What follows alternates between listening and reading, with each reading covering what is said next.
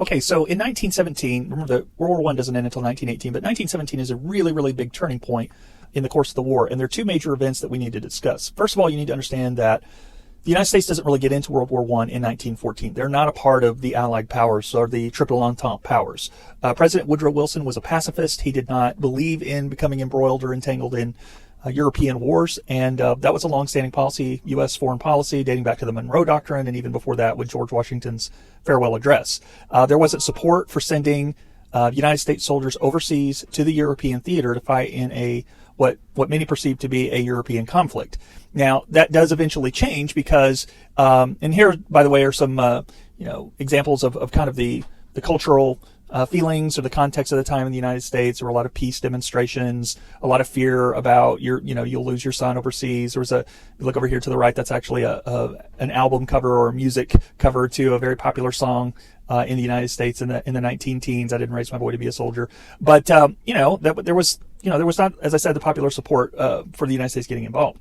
That all begins to change when the German Empire begins a policy of unrestricted submarine warfare, or these were called U-boats in World War I. And this was a new military technology that the Germans were advanced in, or that they were leading in. And they used the U-boats to basically harass and attack and sink Allied ships. But not only that, sink ships of just regular merchant fleets or cargo vessels that were, potentially resupplying the Allies. And so they had kind of sent out a warning to the international community: don't, go near these waters of northern France or in the North Sea or, the Atlantic Ocean surrounding Great Britain. Otherwise, you're in danger of getting attacked. Well, the United States did not recognize that warning and didn't feel that they were a part of this conflict, and so that their ships should not be targeted anyway. However, and you kind of see over here on this map over to the left, all the little dots are basically ships that were sunk during World War I, at least for a year of World War I, between 1917 and 1918, by German U-boats. One of these ships eventually is a British ocean liner called the Lusitania. This was a luxury ocean liner. This was not a cargo ship. This was not a military ship, and it had a lot of passengers. It was basically a very large cruise ship for all intents and purposes. And over 1,000 people were killed when it was sunk intentionally by a German U-boat. And on board that was a British ship, but on board were 128 Americans. And so this outraged the United States, the sinking of the Lusitania, and really, really caused a lot of the sentiment in the country to change. This was kind of like the 9/11 of World War I, right? This is an attack, an unprovoked attack on peaceful, non-combatant civilians that were on this ocean liner. And so it was a really, really big event. It showed kind of how the Germans were the bad guys to a lot of Americans, and so there was a call for war. The second thing that really angers Americans, the second big event in 1917, is the intercept of a secret telegram that was sent by the German Empire to the country of Mexico. And basically what the Germans were offering to Mexico is, if you get into the war and attack the United States so that they can be, distracted and not really involved in the European theater or in the Eastern Hemisphere as much, and stay over on their side of the Atlantic, if you can keep them occupied and declare war on the United States, join our side, join the Central Power side, then we can work out a deal where, after the war, and when we're victorious, we can carve up a new map of the border between Mexico and the United States. And all of the lands that you lost in 1846 in the war with the United States will be given back to you: California, Arizona, New Mexico, and Texas. And so basically that was a secret telegram. They have it encoded. I don't know if you can see it very well on the slide here, but all of those numbers represent different words and phrases. And so basically the British intercept this. They're able to decode it, and they give a copy of it to the United States, the State Department, and the president. And this is really the thing that push it, in addition to the sinking of Lusitania, the Zimmermann telegram. It's called the Zimmermann telegram because it was sent by German Foreign Secretary Arthur Zimmermann. And so when the United States gets wind of this and it's leaked to the press and the newspapers write about it, they really are like, okay, that's enough. We've got to put a stop to this Kaiser and his ne'er-do-wells and all of his underlings and motivations, and we need to fight for democracy, fight for the Allies. And of course, after this, the United States gets into the war. And here's a photograph of Congress meeting, and there is President Woodrow Wilson making an address to Congress, and he is announcing the official break in diplomatic relations with Germany at this meeting. And then not long after that, very soon after that, there is a call and a declaration of war against Germany, the German Empire, and thus the Central Powers. And so It takes a while for the United States to get mobilized. They're not on a war footing.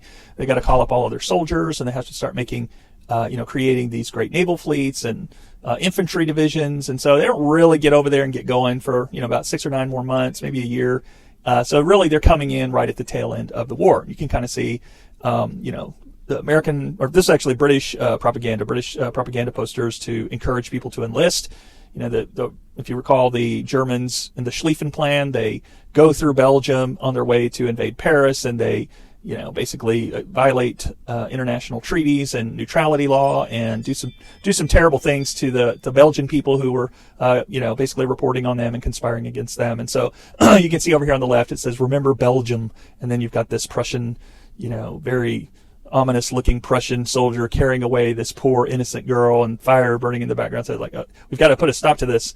And then you can see over here the poster, "Britons, join your country's army, God save the king." And this is what was known as the Lord Kirchner poster. He was the head of the British military at the time, and so he's got this big imperialist mustache, and he's, the way that the artist designed this poster, like he's looking right at you, and if you go left or right of him, his eyes follow you, and basically don't be a coward. Now the United States gets into it, and of course they make a kind of not a plagiarized copy of it, but an homage to the Lord Kitchener poster with, of course, Uncle Sam. And Uncle Sam, the artist, is doing the same kind of technique. I don't know if you can see in front of your computer screen, but wherever you go, to the left or the right, he's looking right at you, pointing right at you.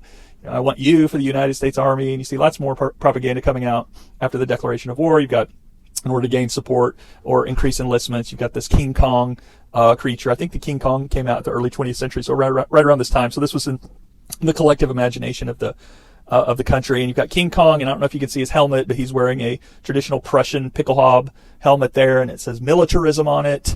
And so, of course, that's a cause of World War I. And you've got Fay Ray, this poor innocent woman that needs to be protected, and he's stealing away with her, and then he's got this huge club that says German Kultur. He's basically bashing. If you look in the background, all of Europe is devastated.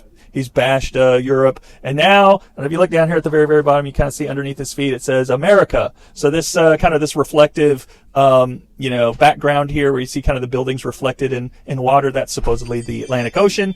And so, of course, once the Germans are done with Europe, if we don't do something, stand up and fight against them, the King Kong is going to come to the United States. And so you also see a lot of religious allusions and religious imagery in some of these enlistment posters and these propaganda posters. You kind of see, Pershing, Blackjack Pershing, the Commander General of the United States Armed Forces overseas in World War I. He's being alluded to as kind of leading this great crusade, right? Pershing's Crusaders, and you can kind of see the ghosts in the background.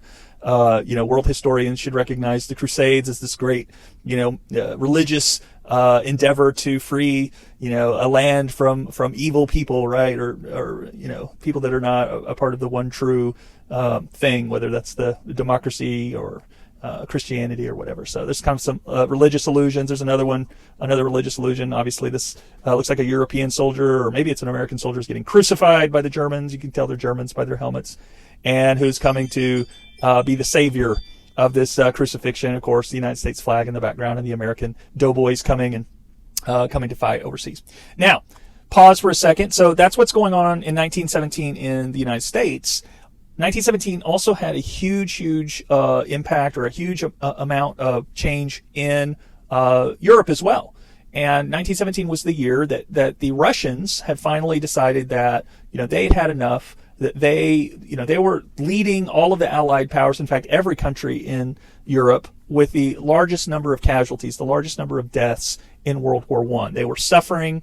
There was starvation. There was hunger. The Tsarist regime.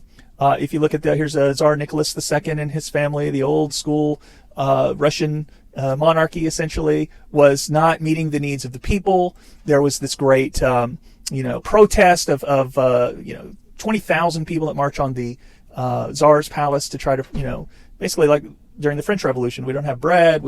All of our men are dying on these European battlefields. Our economy is in shambles. There's no work. There's oil, gas, or oil shortages and power shortages. There's no food. I mean, it was just a miserable time in Russia. And so, in order to restore order, the Tsar sends in the Royal Guard, and they, infamously mow down, shoot a whole bunch of these protesters in what becomes known as Bloody Sunday. And this kicks off really a whole series of events that we refer to in history as the Russian Revolution. And this is the overthrow of the, previous era style absolutist monarchy or absolutist monarchical rule, and replaces it with something else, as we'll see. Before we get into that, I want to show you this just to give you an image, just to give you a visual about how many Russians are dying in World War I. I'm going to show you this little video, and it has a little image or has a measurement of what the size of a coffin, and then it's going to show you how many coffins were accumulated by all of the countries involved in World War I. So I'll pause here and let you watch this, and I'll come back.